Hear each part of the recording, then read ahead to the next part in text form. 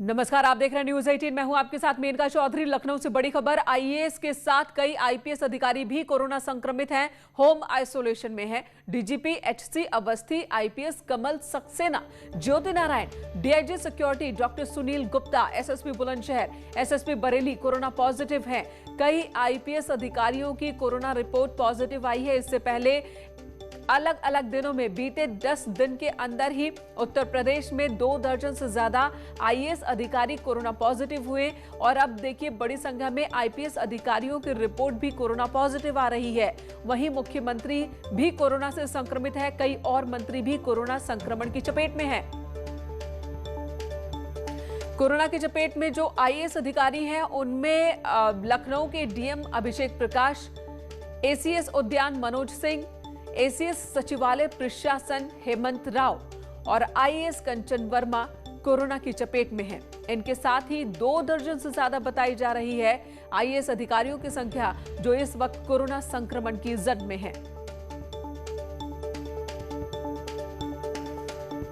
और लगातार बढ़ते कोरोना के मामले को देखते हुए लखनऊ में एहतियात बहुत ज्यादा बरते जा रहे हैं, नियम बहुत कड़े कर दिए गए हैं। वहीं उत्तर प्रदेश में आज रात 8 बजे से 36 घंटे का कर्फ्यू लगा दिया गया है। जरूरी सामानों की आवाजाही पर कोई रोक नहीं होगी, लेकिन उसके अलावा जो डे टू डे की जो गतिविधियां हैं उस पर रोक लगाई गई है ताकि इस चेन को ब्रेक किया जा सके, कोरोना की रफ्तार को थामा जा सके, रोका जा सके। और इसी बीच आज केंद्रीय स्वास्थ्य मंत्री डॉक्टर हर्षवर्धन ने भी मीटिंग की।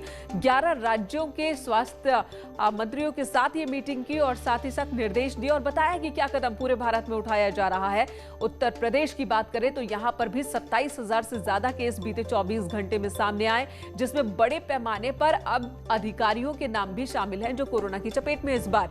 चाहे बात हो आईएएस अधिकारियों की या आईपीएस अधिकारियों की, कोरोना रिपोर्ट इनकी पॉजिटिव आ रही है। ये वो लोग हैं जो लगातार जमीन पर काम कर रहे थे, ये वो लोग हैं जो लगातार कोरोना से लड़ने की रणनीति को जमीन पर उतार रहे थे, लेकिन अब इनमें से भी कई कोरोना से संक्रमित हो गए हैं।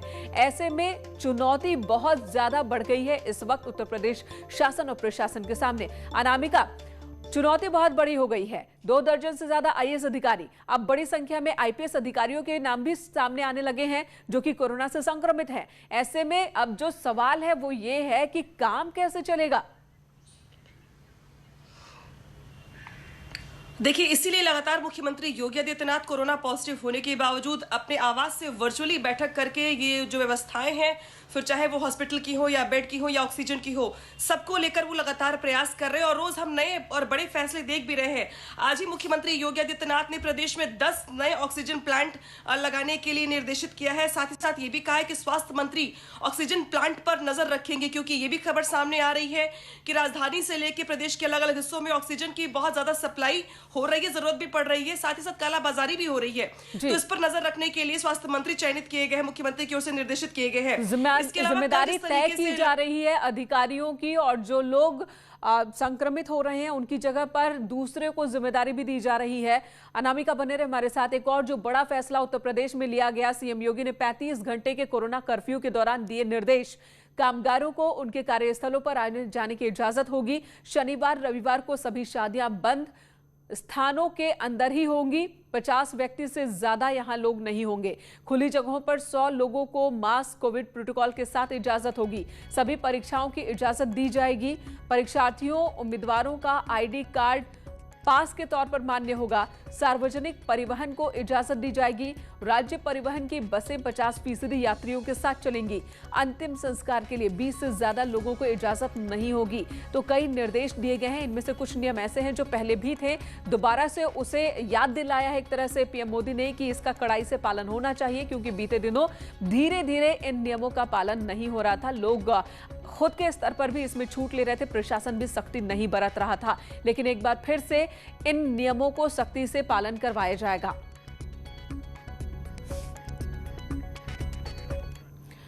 इधर गरीबों के लिए सीएम योगी का बड़ा फैसला। गरीब परिवारों की मदद करेगी सरकार। सभी श्रमिकों, गरीब परिवारों को मदद करेगी। गरीबों को मुफ्त में राशन और आर्थिक मदद दी जाएगी। पिछली बार की तरह ही गरीबों को मदद का ऐलान सीएम योगी आदित्यनाथ ने किया है।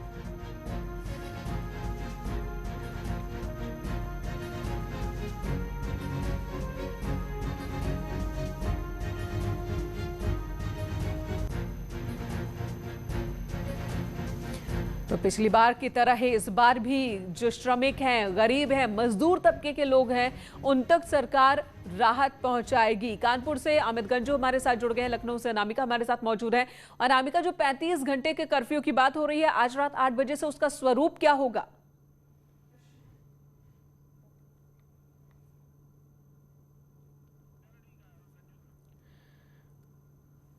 अमित का रुख कर लेते हैं, कानपुर से हमारे साथ मौजूद है। अमित, आप तक भी खबर पहुंची होगी 35 घंटे का कर्फ्यू, उसके स्वरूप को लेकर बताइए। प्रशासन कौन कौन से नियम को सख्ती से पालन करवाए, क्या निर्देश मिला है? देखिए, मैं आपको बताना चाहूंगा कि जिस प्रकार से कोरोना ने अपने पूरे पैर पसार लिए हैं, अब कहीं ना कहीं मुख्यमंत्री ने इस पर सख्ती दिखाते हुए जहां एक और मास्क को अनिवार्य कर दिया, तो वहीं सैटरडे आज रात 8 बजे के बाद से लेकर मंडे मॉर्निंग 7 o'clock तक ये सब कुछ फ्रीज रहेगा। फ्रीज मतलब सब कुछ, सिर्फ मेडिकल सर्विसेज ओपन रहेंगी। मैं अपने कैमरामैन से कहूंगा, जिसका वानगी देखने को मिली है, मेडिकल स्टोर्स पे लोग अभी से पहुंच गए हैं, जबकि 41 डिग्री टेम्परेचर आप देख सकते हैं कि आज रात को 8 बजे से नहीं है। मेडिकल स्टोर्स खुले रहेंगे नो डाउट, लेकिन लोगों के अंदर अवेयरनेस कितनी है, लोग पहुंच चुके हैं। लगभग 25 से 30 आदमी यहाँ मौजूद। उनका कहना है कि अननेसेसरी रिस्क क्यों लिया जाए, जब सरकार चाहती है कि चीजें क्लीन हो, सरकार चाहती है कि आप स्वस्थ रहें, सरकार चाहती है कि आप तक सारी सुविधाएं पहुंचे, लेकिन लोग घरों में रहें। अब लेकिन अमित, पैनिक भी तो नहीं होना है। अमित, पैनिक भी नहीं होना। मेडिकल सेवाओं पर कहीं कोई पाबंदी नहीं है, उसकी जब जरूरत होगी उपलब्ध है, तो फिर पैनिक वाली स्थिति भी नहीं होनी चाहिए। जो भी फैसले लिए जा रहे हैं, साफ साफ संदेश दिया जा रहा है। अनामिका भी जुड़ गई हमारे साथ, अनामिका से भी जान लेते हैं। अनामिका, 35 घंटे का कर्फ्यू आज रात 8 बजे से शुरू हो जाएगा। दिल्ली में पहले ही वीकेंड कर्फ्यू के नाम से ये चल रहा है, और कितनी उम्मीद है कि ये कदम जो है कितने कारगर साबित होंगे? देखिए, ये जो कदम खास तौर पे उठाया गया है वो इसलिए उठाया गया है क्योंकि सार्वजनिक स्थानों पर, पब्लिक प्लेस पर अगर संक्रमण का खतरा है तो उसको दूर किया जाए। सैनिटाइजेशन से लेकर स्वास्थ्य जो स्वच्छता की अगर बात की जाए तो उसको लेकर विशेष फोकस किया जाए। बहुत सारी फैक्ट्रीज, हालांकि चूंकि लॉकडाउन नहीं लगा हुआ है तो जितने भी औद्योगिक इकाइयां हैं वो काम कर रही है, वहां पे प्रोडक्शन का काम चल रहा है। इसके अलावा जितने भी शॉपिंग कॉम्प्लेक्स है वहां पर लोग जा रहे हैं, चूंकि लॉकडाउन नहीं लगा है तो पब्लिक प्लेस खुले हुए हैं। ऐसे में ये जो 35 घंटे का लॉकडाउन होगा ये खास पे फोकस्ड होगा साफ सफाई को लेकर। इसके अलावा लखनऊ में एक और महत्वपूर्ण चीज दिखाई दे रही है मेनका, यहाँ पर चूंकि दिन में लॉकडाउन नहीं लगाया गया है, सिर्फ नाइट कर्फ्यू की घोषणा की गई है, लेकिन फिर भी आपको सड़कों पर 25% लोग ही दिखाई देंगे। ये दहशत भी है, ये डर भी है और लोगों की जागरूकता भी है। लोग ये समझ रहे हैं कि इस समय घर से निकल पाना कितना मुश्किल है और कितना खतरे से भरा हुआ है। इसके अलावा लखनऊ में बहुत सारे व्यापार मंडल के अधिकारी ऐसे भी हैं जिन्होंने खुद से आगे बढ़कर के ये ऐलान किया है कि वो मार्केट को बंद रखेंगे। यानी कि जब मार्केट खुलती है तो लोग जाते ही जाते हैं, और जब जाते हैं तो संक्रमण का खतरा और बढ़ जाता है। ऐसे में कुछ व्यापार मंडल के लोगों ने खुद से इनिशिएट करके ये ऐलान किया है कि वो मार्केट को बंद रखेंगे ताकि इस चेन को तोड़ा जा सके।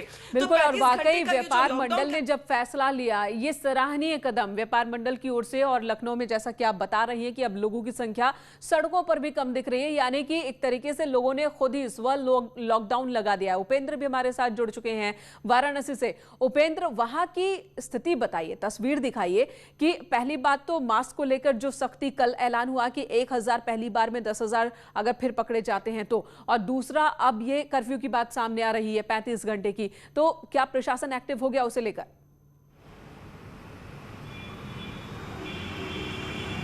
हाँ बिल्कुल, देखिए इस वक्त मैं आपको तस्वीरें दिखा रहा हूँ वाराणसी के, ये सबसे बड़े जिसे कह सकते हैं हब है मार्केट का, और वहाँ की सारी दुकानें एक तरीके से बंद हैं। तो इसे कह सकते हैं ये स्वतः लॉकडाउन है जो हालातों को देखते हुए लिया है, क्योंकि हालात अब ये हैं कि पर डे वाराणसी में 2000 के ऊपर केस निकल रहे हैं। इसको लेकर बहुत ज़रूरी है, तभी लोग घर से आज निकले हैं।